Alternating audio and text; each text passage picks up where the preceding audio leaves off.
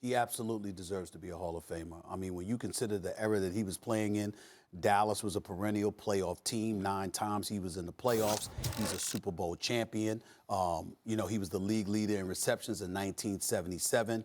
And when you consider his story and how much he went through to be what he is and to be a member of the 1970s all-decade team, you are showing nothing but flagrant and clear disrespect to one of those guys that really put in the work, overcame obstacles, playing for America's team. To do this to him, it's just as egregious as it gets. I don't want to hear about numbers because it was a different era.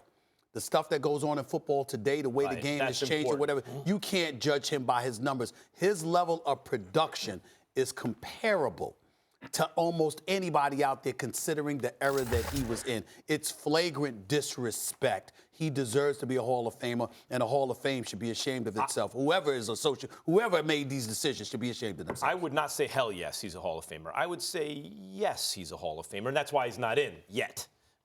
Because it's not a slam dunk, but, if you go to Basketball Reference or Football, Baseball Reference, they have something called black ink. Whoever has the most like those guys are getting in. That means you led the league.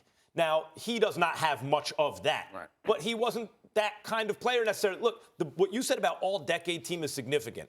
You saw 3 first-team all-NFL, right? But if you look at different publications from that era, there were 4 different years where at least a significant publication or arbiter of this kind of thing thought he was first team all NFL. Yep. So if you look at a guy like Terry Bradshaw, those numbers don't look great, but he was a strong-armed dude who won 4 Super Bowls. He's a Hall of Famer.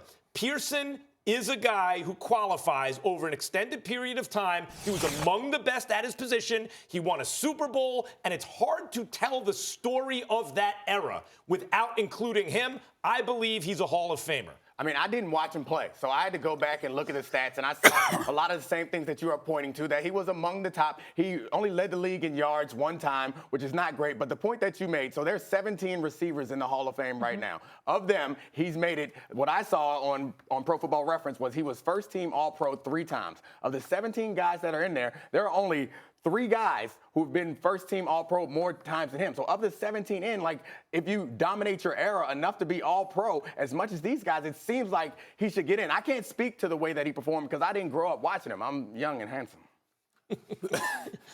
One of those things is true.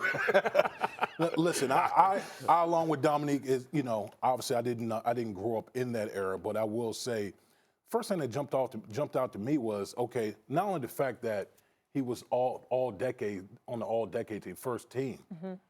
Would you play for the Dallas Cowboys? Yeah. I mean, when you think of the Hall of Fame and you think of the Dallas Cowboys, think how much that organization, how much power it wields as far as getting their guys into the Hall of Fame. And the fact that Drew Pearson, who's the original 88, before the Michael Irvins, and he's on the outside looking in the centennial year of the National Football League. To me, that's what I feel. That's where the disrespect is for me. Yeah, and the fact that he's been passed over so many times, I think by the time I mentioned that I didn't watch him play, I assume that we're at a point now with a lot of people voting, they were not intensively watching the game to the way that they are now. So I think that that's part of the reason the gap. And so the video, as painful as it is to watch, it's a good thing to happen because I think it'll raise awareness. But the other thing for me is this. You have him on the 1970s, the all 1970s team. Right.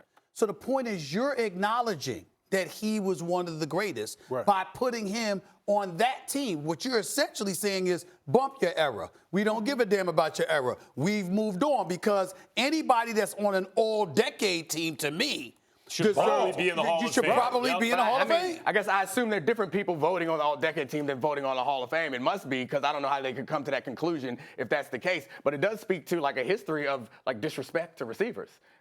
Receivers always get mistreated when it comes to this game. And I think maybe that'll change with the emphasis on passing. But it seems to me that if you dominate, if you were one of the 2 best receivers, according to the voters then, one of the 2 best receivers in the league to be first team All-Pro 3 times over your career, and his career wasn't short. It wasn't like he only played for 5 years.